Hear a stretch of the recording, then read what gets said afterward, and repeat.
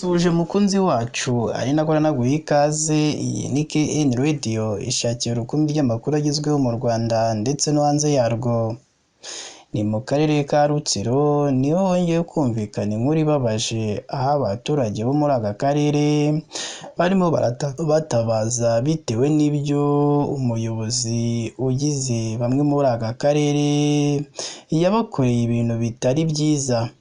Aba baturage nabo bahurizaho bavuga ko ibingibi uyu muyobozi yakoze bitagakwiye kurangwa uno muyobozi, ahubwo umuyobozi yagakwiye kurangwa n'imico myiza. Ese ubuyobozi bwo bwatangaje iki nyuma yo gufatira mu cyuho umwe mu bagize abayobozi bo muri aka karere ka Rutsiro yarakoreye amanyanga abaturage batuye muri aka karere? Ese abaturage bo basabye iki ubuyobozi bw'aka karere? Ese inzego z'ibanze zo zaba zatangaje iki nyuma yo kumva uyu muyobozi yahemukiye abaturage? Ibi rero nibyo bikuye mu makuru yacu uyu munsi twaguteguriye, ari nayo mpamvu natwe tugusaba ko ugomba kujya munsi y'iyi nkuru urabona ijambo subscribe cyangwa se abone, ntutukandaho n'akazugira kaza nako gakandeho. Icyo gihe uzaba ushimangiye yuko ugiye kujya uba uwa mbere mu kubona amakuru ya KN Radio tugenda tubagezaho umunsi ku wundi. Reka twitse gato turaza tubabwira byinshi kuri iyi nkuru ikomeje kubabaza abaturage batuye muri aka karere ka Rutsiro bitewe n'ibyo bakorewe n'umwe mu bagize abayobozi bo muri aka karere. Tubibutse ko iyi ari KN Radio.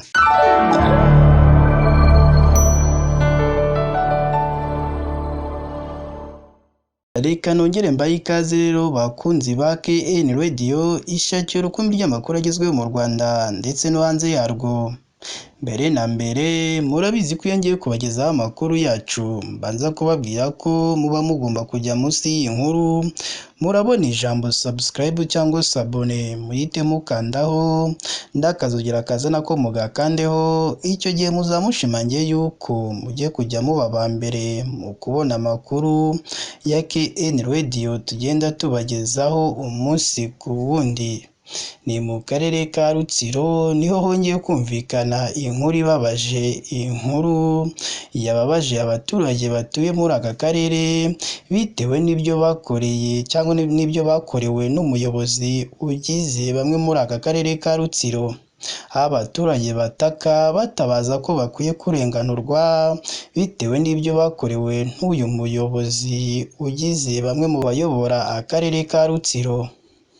Ibi byabaye ku mugabo witwa Sindayigaya Janvier usanzwe ari sedo w'akagari ka Bunyunju mu murenge wa Kivumu wo mu karere ka Rutsiro, aho yatawe muri yombi akekwaho kurya amafaranga 64,000 by'amafaranga y'u Rwanda yahawe n'abaturage ngo abishyurire ubwisungane mu kwivuza aribwo mituweli de sante.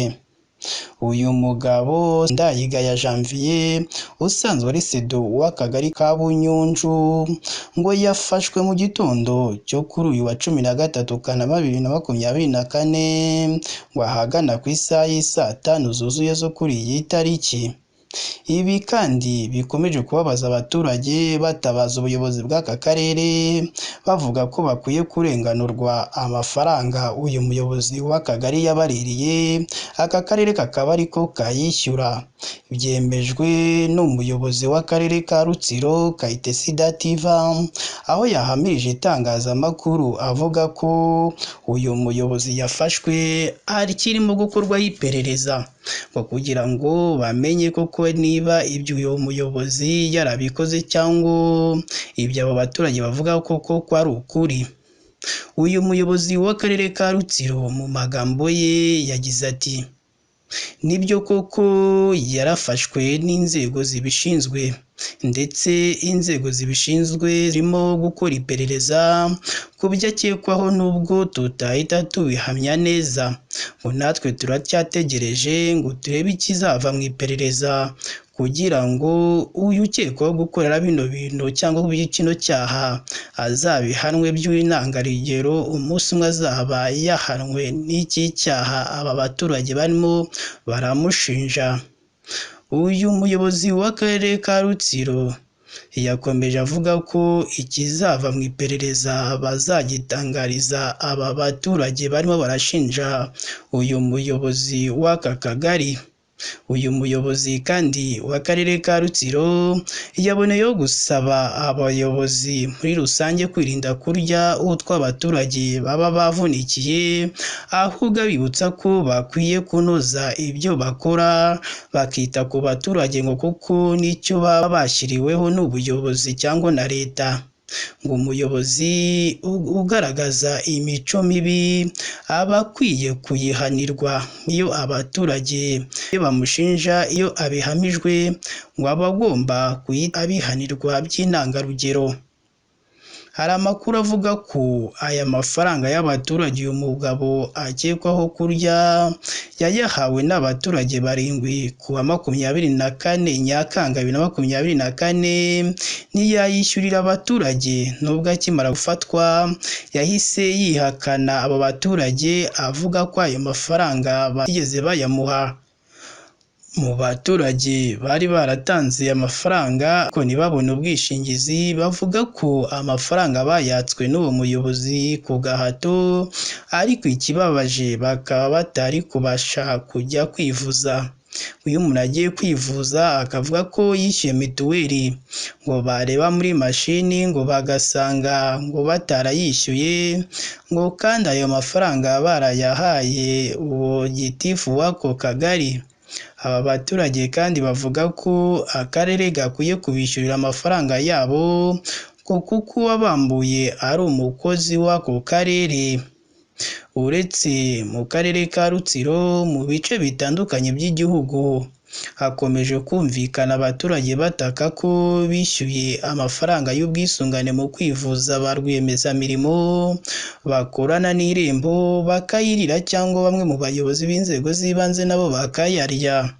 Ibi kandi byabaye kuri bano baturage bo muri aka karere ka Rutsiro siho gusa, kuko no mu tundi turere tugize igihugu abaturage bakunze gutaka batabaza barega abayobora utugari kubarira amafaranga yabo, ngo kandi bamara kuyabarya ngo bakahita babihakana. Ni naha natwe dusoreje amakuru yacu, ari nako dushimira umuntu wese wakoze subscribe cyangwa sabone. Niba nawe utarayikora jya munsi y'inkuru urabona ijambo subscribe cyangwa sabone, utukandaho n'akazugira kaza nako gakandeho. Icyo gihe uzaba ushimangiye yuko ugiye kujya uba uwa mbere mu kubona amakuru ya KN Radio tugenda tubagezaho umunsi ku wundi. Mugire ibihe byiza kandi Imana ijye ikomeza ibarinde.